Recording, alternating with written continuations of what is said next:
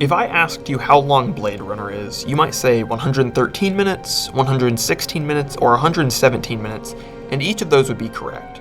There are at least 5 different cuts of Blade Runner that change the length by adding and removing scenes, and even a narration track from Harrison Ford, which is present in some versions and not others. I'd quit because I'd had a belly full of killing. Some films may get extended director's cuts when they leave the theaters for home video, but some directors take advantage of this more than others. Ridley Scott and Francis Ford Coppola seem to recut every one of their movies, sometimes recutting a film multiple times like what we saw with Blade Runner. In this film, I'm going to look into why films are recut and why these two directors specifically feel that all of their films must be recut.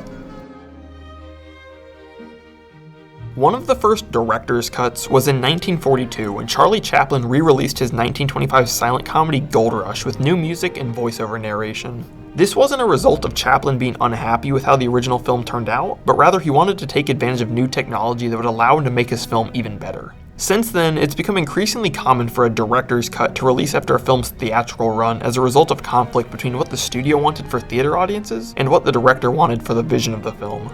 One of the more innocent examples of this disparity is the case of Sam Peckinpah's 1969 western, The Wild Bunch. After its initial showing, 10 minutes was trimmed from the film so that it could be shown more times in a single day. When the film was re-released years later with the original length, critics noted that this director's cut of the film worked better than the previously known cut of the film, with Peter Slack writing, "By restoring 10 minutes to the film, the complex story now fits together in a seamless way, filling in those gaps found in the previous theatrical release."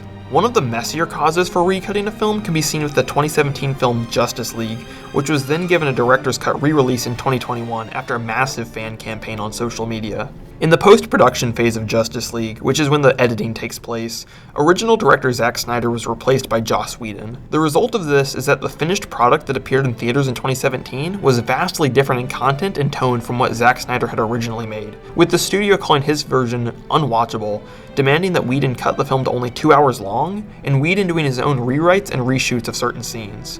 The case of director's cut is really interesting here because it's not just that the studio cut down his original version, instead a completely different director was brought on and made a completely different product. Following negative theatrical reception, fans started posting on social media asking for Warner to allow Zack Snyder to release his original vision of the film, with this campaign taking various forms and lasting from theatrical release in 2017 through 2020 when it was announced that Zack Snyder's original cut of the film would be released on HBO Max, where it now lives permanently. Although this explains a single director's cut, it doesn't explain why some directors recut their own films multiple times, like Blade Runner and Apocalypse Now. To answer that question, I'm going to examine some of the most recut films from Ridley Scott and Francis Ford Coppola to understand why exactly they keep changing their films.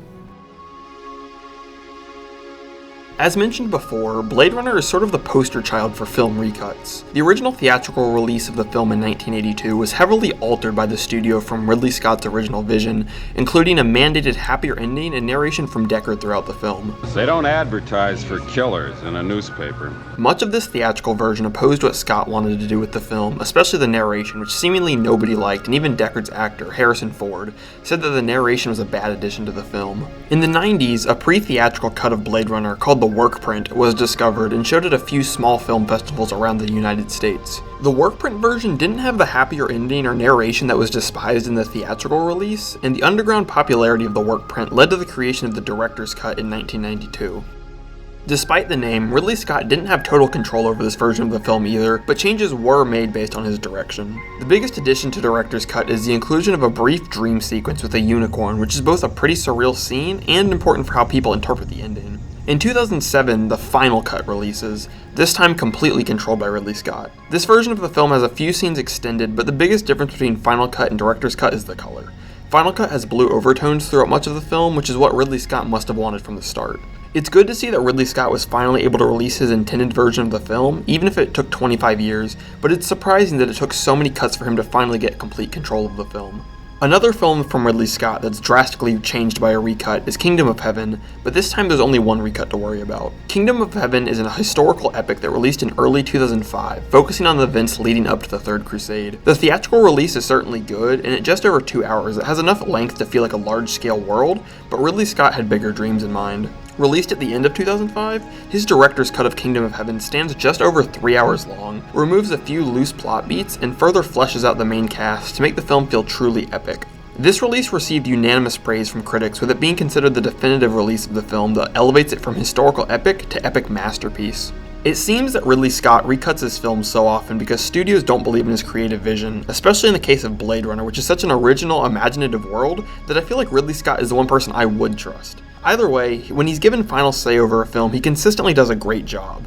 There is another director with a reputation for recutting his films, and he doesn't have the same sterling track record as Ridley Scott. That director's name is Francis Ford Coppola.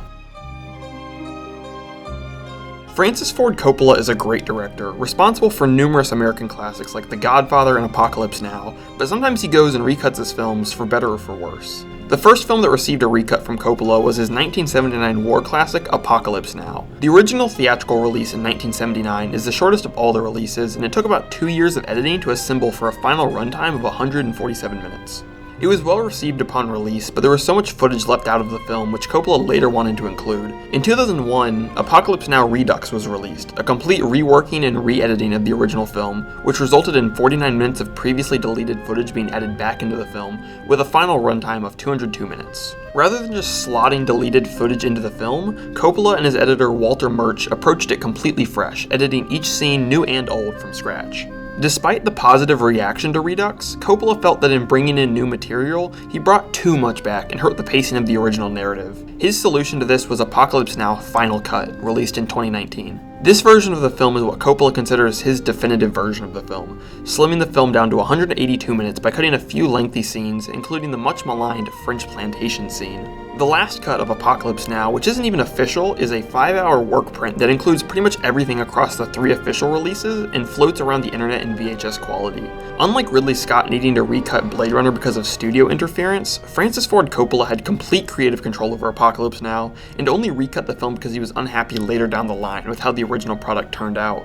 Following the precedent set by Apocalypse Now, many of his future films would be recut after theatrical release, and he claims that his most recent film, Megalopolis, will be receiving a new cut that's even weirder than the theatrical release. Instead of needing to recut films for studios like Ridley Scott, Coppola often recuts his films down the line because he doesn't feel that the original release fully captured what he wanted to do, or he doesn't feel that theatrical audiences would be able to handle the much larger scale of his recuts, with these director's cuts being for super fans of his original films. Even though it can be sort of confusing, I don't have a problem with these recuts, especially since every version of the film is coming directly from Coppola's creative vision. It's not that the original releases were hampered by studios, he just changed his mind later on about what he wanted. As long as the original versions of the films are kept around, which is the case with his films so far, I think it's interesting to see how a director approaches his films from a different angle given time and a different scope. Apocalypse Now fans love to watch the different cuts and compare what they like, and as a personal example, I've seen all 3 cuts of Coppola's 1982 musical One from the Heart. Despite it being the same film material and only a few scenes changing, it's really interesting to see how the feeling changes depending on what information is given to the audience and what order it's in. Film recuts, especially major recuts like the recuts of Apocalypse Now and Kingdom of Heaven, are really interesting because you get to see how much more a director can do with the same film, just given more room to play with editing. I think it's unfortunate that studios restrict the creativity of great directors like Ridley Scott, but at the same time, some recuts like Zack Snyder's Justice League could only work as a director's cut. There's simply no way a 4-hour superhero epic would work as a theatrical experience. I respect Coppola's decision to recut his own films after time has passed. It gives you a new perspective on a film you already loved, and sometimes it works, sometimes it doesn't, but it's always a unique experience. If this information was new or interesting to you, be sure to leave a like and be sure to comment your favorite director's cut. Thanks for watching.